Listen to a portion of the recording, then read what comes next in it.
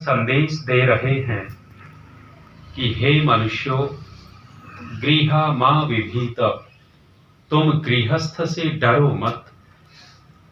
मा वेपध्वम, और तुम इस गृहस्थ से कांपो भी मत। जब किसी बात का निषेध किया जाता है तो कुछ न कुछ तो वहां गड़बड़ होती है।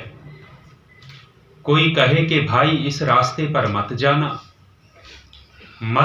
तो इसका तात्पर्य ये होगा कि रास्ते पर कुछ तो बाधा होगी। अब यहां कहा जा रहा है कि गृहा मा विभीत, तुम गृहस्थ से डरो मत। अर्थ निकल करके आ सकता है कि गृहस्थ डराने वाली चीज हो, और मा वेपध्वम, तुम कांपना मत, अर्थ निकाल सकते हैं कि ये कपाने वाली भी चीज है। वेद अधूरी बात नहीं करता, वेद समाधान करता है, सुलझाता है, उलझाता नहीं है। आगे कहा ऊर्जम बिभ्रत एमसि, तुम इससे डरना मत और कांपना मत। क्या करना है?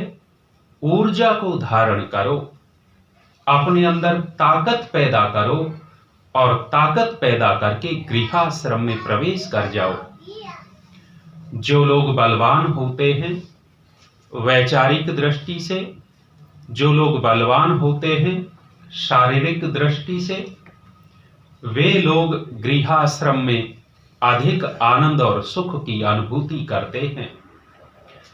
अन्यथा आज वर्तमान में गृहस्थी, 1000 गृहस्थी बैठे हों और उन 1000 गृहस्थियों से प्रश्न पूछा जाए कि भाइयों गृहस्थी की परिभाषा क्या आज का गृहस्थ की परिभाषा बता पाएगा? जब प्रश्न पूछा जाए तो कोई वैदिक धर्मी स्वाध्यायशील व्यक्ति तो गृहस्थ की परिभाषा बता देगा, अन्यथा सामान्य रूप से गृहस्थ की परिभाषा बताने वाले नहीं मिलेंगे। हमने एक पागल व्यक्ति की परिभाषा सुनी थी गृहस्थी की। उस पागल व्यक्ति ने कहा था कि जिसकी हस्ती गिर चुकी वो गृहस्थी, जिसकी हस्ती गिर चुकी वो गृहस्थी। आज वर्तमान में ये परिभाषा कहीं न कहीं तो लागू होती होगी। ऋषि का गृहस्थी कौन है? गृहा मा विभीत मा वेपध्वम ऊर्जम बिभ्रत एमसि, अपने आप को जिसने वैचारिक दृष्टि से परिपक्व कर लिया है और जो व्यवहार कुशल हो गया है, वह गृहस्थी इस गृहस्थ से डरेगा नहीं और कांपेगा नहीं, क्योंकि वहां जाकर के परस्पर का व्यवहार ठीक करेगा और कोई छोटी मोटी समस्या आती है, बात आती है, तो वैचारिक दृष्टि से उसको सुलझा लेगा। अन्यथा आज कैसी कैसी कामनाएं करते हैं। कहते हैं कि एक व्यक्ति ने बहुत तपस्या की और तपस्या करने के बाद भगवान प्रसन्न हो गए और भगवान ने कहा कि भाई हम तेरी तपस्या से प्रसन्न, तू मेरे से कोई मन्नत मांग ले।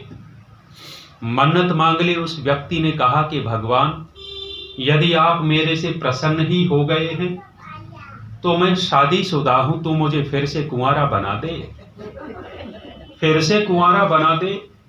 भगवान ने कहा कि पगले, मैंने तेरे को मन्नत मांगने के लिए कहा था, जन्नत मांगने के लिए तो नहीं कहा था। तू तो सीधा जन्नत मांग बैठा। ये व्यंग क्यों किए गए? क्योंकि वर्तमान का गृहस्थ कहीं न कहीं तो नीचे गया है, नीचे गया, इसलिए इस प्रकार के व्यंग करने पड़ जाते हैं। वेद कहता है अपने आप को परिपक्व कर लेंगे। यदि परिपक्व कर लिया वैचारिक दृष्टि से, व्यवहारिक दृष्टि से, शारीरिक दृष्टि से, तो व्यक्ति का परिणाम क्या निकलेगा? गृहस्थ में जाकर के मनसा मोदमानः, वह गृहस्थ में जाकर के मन से मोदमानः अर्थात आंतरिक दृष्टि से आह्लादित होगा, आनंदित होगा। तो ये यजुर्वेद के 3 अध्याय का मंत्र और थोड़ा सा विचार हमने इस पे किया। विराम। ओम।